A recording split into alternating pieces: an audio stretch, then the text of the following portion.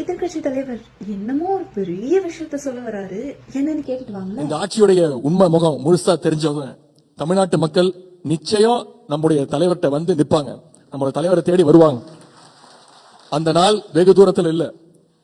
தேர்தல் முடிவுக்கு நாம ஒருத்தர் மேல ஒருத்தர் யாரும் பழி போடக்கூடாது, பழி போட வேண்டாம்.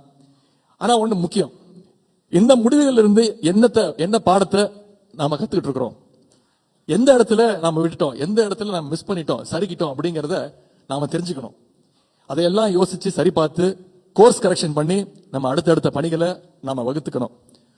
கொரோனா, புயல், மழை, வெள்ளம் மாதிரியான பேரிடர் நேரத்துல நாம மக்களோட மக்களா தான் எப்பவுமே நின்று இருக்கோம். இப்பவும் தமிழ்நாட்டில் ஒரு பேரிடர் தான் நடந்திருக்கு. இதுல இருந்து தமிழ்நாட்டை மீட்க வேண்டிய பொறுப்பு யார்கிட்ட இருக்கோ இல்லையோ, இளைஞரணி தம்பிமார்கள் உங்ககிட்ட இருக்கு.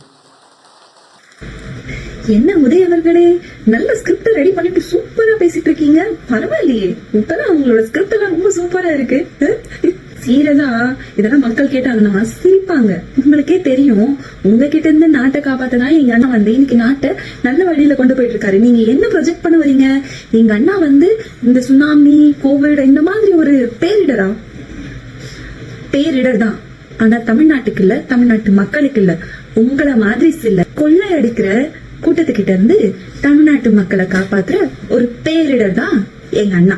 புரிஞ்சுதா? அது என்ன சொன்னீங்க? தமிழ்நாட்டு மக்கள் மறுபடியும் ஓடி வந்து உங்க அறிவர்கிட்ட நிப்பாங்களா? காணுங்க, கண்ணை திறந்து வச்சுட்டே கனவு கண்டா எப்படி சார்? கொஞ்சம் கண்ணு மூடி நல்லா தூங்கி கனவு காணுங்க. அப்ப உண்மையான கனவு என்னன்னு சொல்லிட்டு வரும். சரிங்களா?